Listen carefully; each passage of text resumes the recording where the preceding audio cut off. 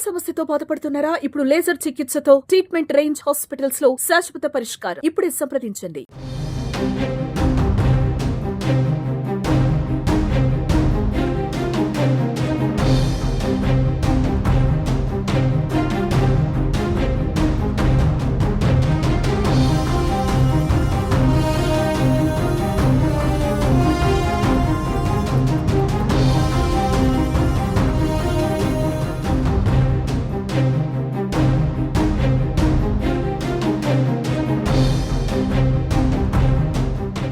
Medchal PS పరిధిలో దారుణం చోటు చేసుకుంది. ఓ దాబాలో దారుణంగా యువకులు రెచ్చిపోయారు.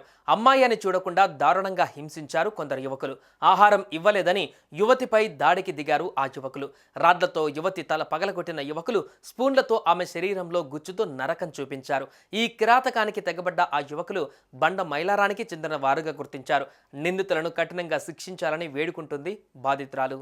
నా పేరు శివాని చతుర్వేది. నేను మేడ్చల్ నుంచి 30th మార్చ్ రోజు గొడవ అయింది సోమవారం దగ్గర, మా ఢాబా దగ్గర. నేను మా డాడీతో పాటు పోయినా. అక్కడ పోగానే ఒక అబ్బాయి ఉండు, కానీ మేము ఆయన మీద ఏం చేతి వేపలే, ఆయన ఏం తిట్టలే. కానీ ఆయన మా చెఫ్ ని కొట్టేసిండు. కొట్టిన తర్వాత ఆయన పిలిచిండు. 28 మెంబర్స్ వరకు వచ్చిర్రు. 2 బ్యాచెస్ లో వచ్చిర్రు, ఒక బ్యాచ్ లోనే కాదు 2 బ్యాచెస్ లో వచ్చిర్రు. రాగానే అసలు మాట్లాడకుండా డైరెక్ట్ హమ్లా చేసిరు, డైరెక్ట్ అటాక్ చేసిరు, డైరెక్ట్ కొట్టడం స్టార్ట్ చేసిరు. నన్ను అమ్మాయి అని చూడకుండానే డైరెక్ట్ కొట్టడం స్టార్ట్ చేసిరు. నా ఫోన్ గుంజుకురు, నా చేతుల నుంచి జబర్దస్త్ ఇట్లా చేసి ఫోన్ గుంజుకురు. నా చైన్ కొడతప్పుడు ముక్కు నోజ్ రింగ్ వెళ్ళిపోయింది. ఘోరంగా అంటే ఘోరంగా స్టోన్స్, స్టిక్, రాడ్ తీసుకొని ఏం దొరుకుతుంది దాంతో, అది క్యారెట్స్ ది నేను బ్యాగ్ పట్టుకున్నా. ఆ క్యారెట్స్ బ్యాగ్ తీసుకొని నా మీద కొట్టారు. పండు పెట్టి కాలుతో తన్నారు, గలీజ్ గా తన్నారు అండ్ నరకం చూపించినారు. ఆ అబ్బాయి సిగ్గు లేకుండా, బుద్ధి లేకుండా అక్కడ వాళ్ళ బిహేవియర్ అది చాలా గలీజ్గా ఉంది.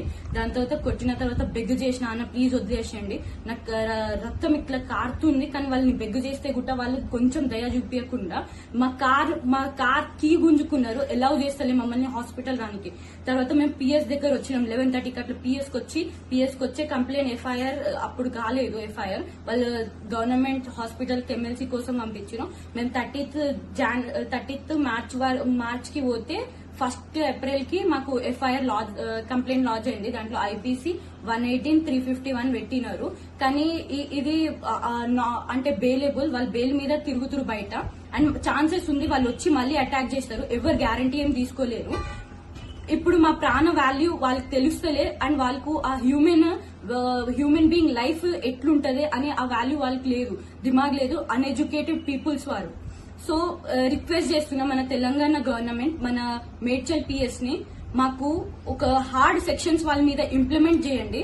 వాళ్ళకు జైలు పంపించాలని ఒక రిక్వెస్ట్ ఉంది. వాళ్ళు పనిష్మెంట్ లేకుండా ఇట్లా బయట తిరిగితే వాళ్ళకి హ్యూమన్ వాల్యూ తెలియదు. అసలు రోడ్ మీద ఇట్లనే మర్డర్ చేసి వెళ్ళిపోతారు.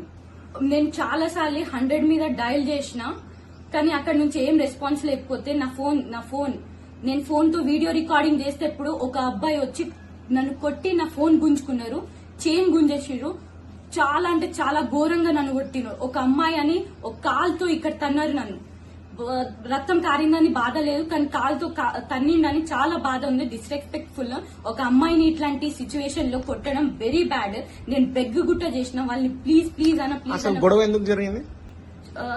10 వరకు 9:30 మినిమం మాకు షాప్ ఢాబా క్లోజ్ అయిపోతుంది. కానీ ఢాబాలో పోయి నాకు ఇవ్వండి, ఇప్పుడు ఓపెన్ చేయి, ఢాబా ఎందుకు ఓపెన్ చేయు, ఇది నీ ప్లేసా నా ప్లేసా, ఇట్లా రువాబీగా రౌడీగా మాట్లాడి మా చెఫ్ ని కొట్టిండు. చెఫ్ ని కొడితే మా డాడీని ఆయన చెఫ్ కాల్ చేసిండు. మా ఢాబా చెఫ్ కాల్ చేసి రమ్మన్నాడు. నేను మా డాడీతో పాటు అక్కడ పోయినా, మా తమ్ముడితో పాటు. సుమన్ టీవీలో మీ పర్సనల్ అండ్ బిజినెస్ ప్రమోషన్స్ కోసం కింది నెంబర్కి కాంటాక్ట్ చేయండి.